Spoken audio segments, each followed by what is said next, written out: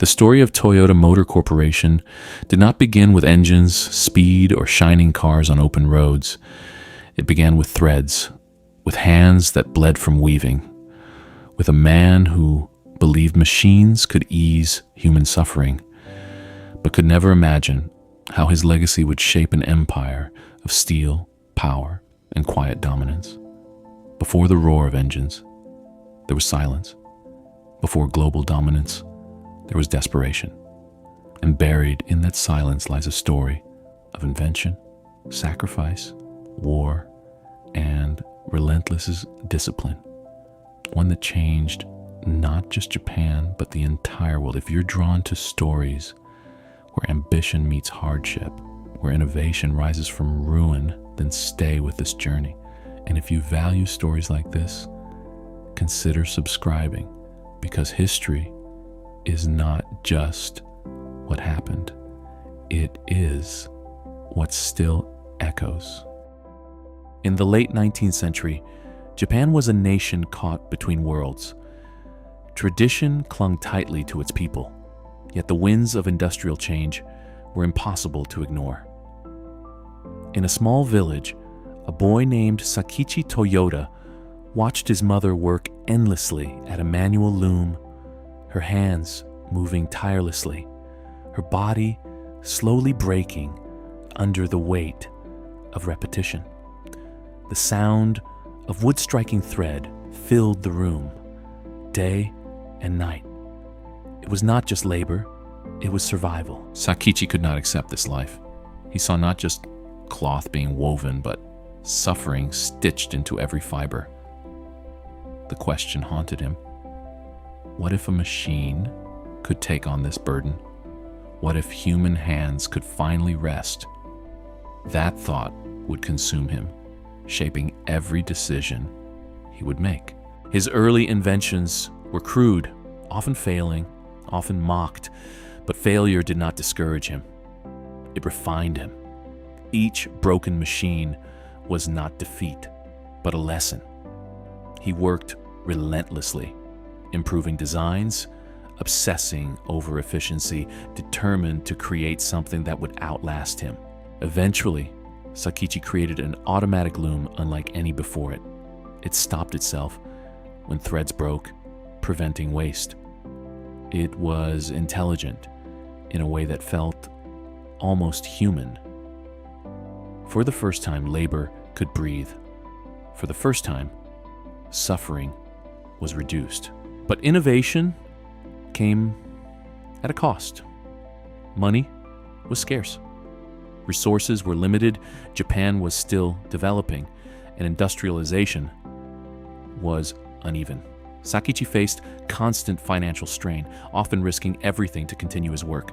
There were nights when failure seemed inevitable. Yet his persistence paid off. His automatic loom gained recognition, not just in Japan but abroad.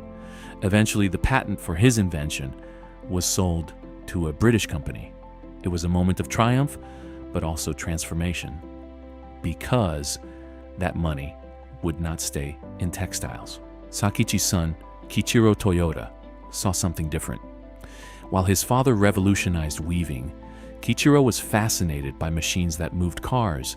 He traveled to Europe and America, studying automobiles, watching them dominate roads, imagining what they could become in Japan.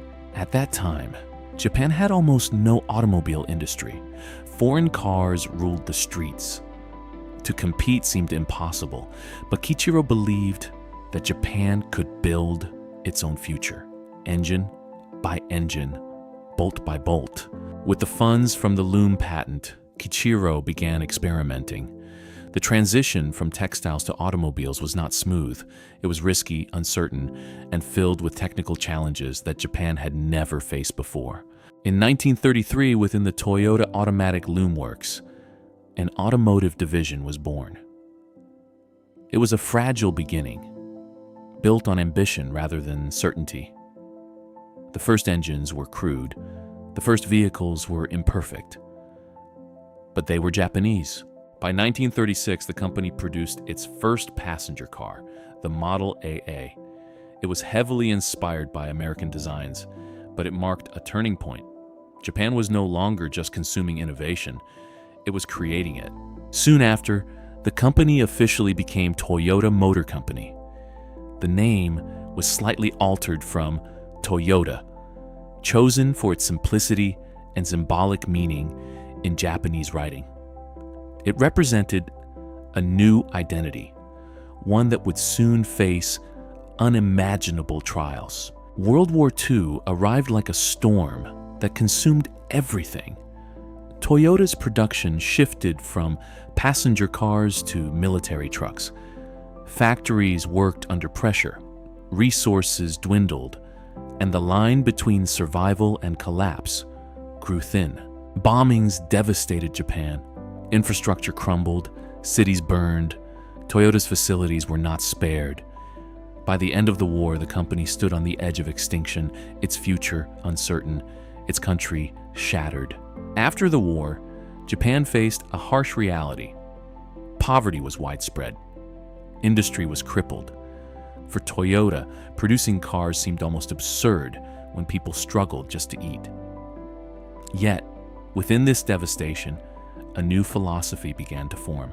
Toyota could not compete with Western mass production. It lacked resources, scale, and capital, so instead of copying, it adapted.